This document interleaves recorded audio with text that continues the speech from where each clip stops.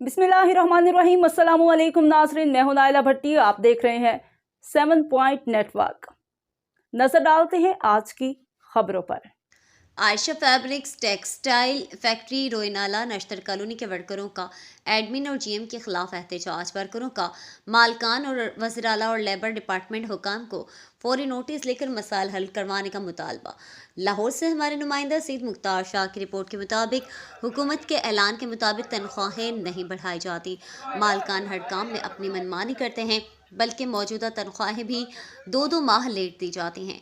हुकूमत की तरफ से गैर हुनरमंद मजदूरों की तनख्वाहें बढ़ाने का ऐलान तो किया जाता, जिस पर फैक्ट्री मालकान की तरफ से अमल तो नजर नहीं आता। इस तरह हुनरमंद मजदूरों की तनख्वाहें बढ़ाने का ऐलान करना चाहिए। टाइम से 2 मिनट लेट होने पर फैक्ट्री गेट तो बंद कर दिया जाता है, बल्कि इसके बावजूद हाजिरी अलाउंस, नाइट शिफ्ट और हाई रिस्क अलाउंस भी नहीं दिया जाता। कोई भी मुतालबा करने पर फैक्ट्री मालकान जॉब से निकालने की धमकियां देते हैं।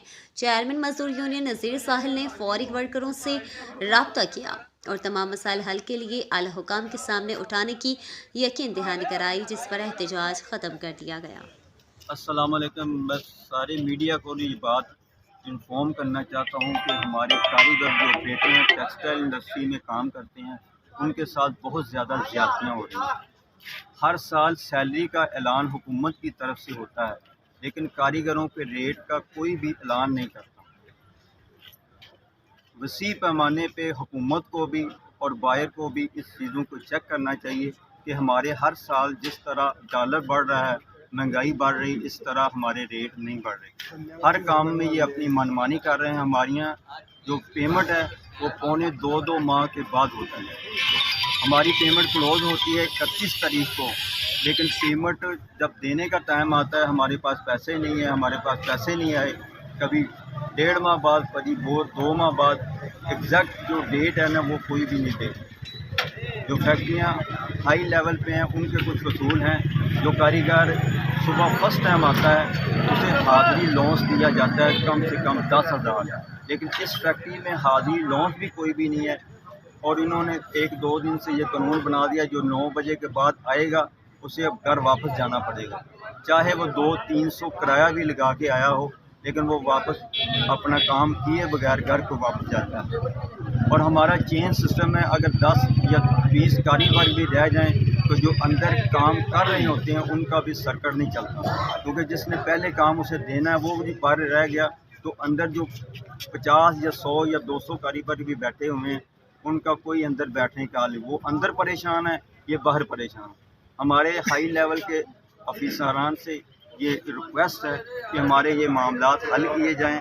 हदीस है कि काम करने वाला और करवाने वाला दोनों रेट तय करें और फिर काम करें। हमें कहा जाता है कि काम करो, रेट अच्छा लगेगा।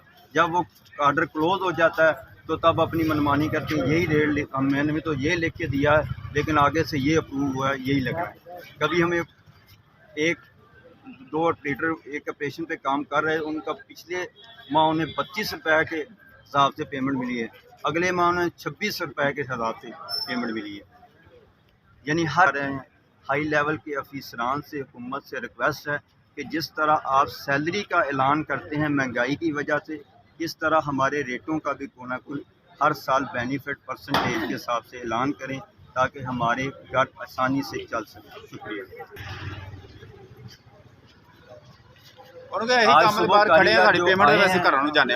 चलेगा, जो लेट हुए हैं उन्हें बाहर ही रोक लिया गया, और बाद में जो अंदर गए थे उनका काम नहीं चला। उन्होंने कहा कि अगर उन्होंने काम पे नहीं आना तो हमारा अंदर आने का क्या फ़ायदा।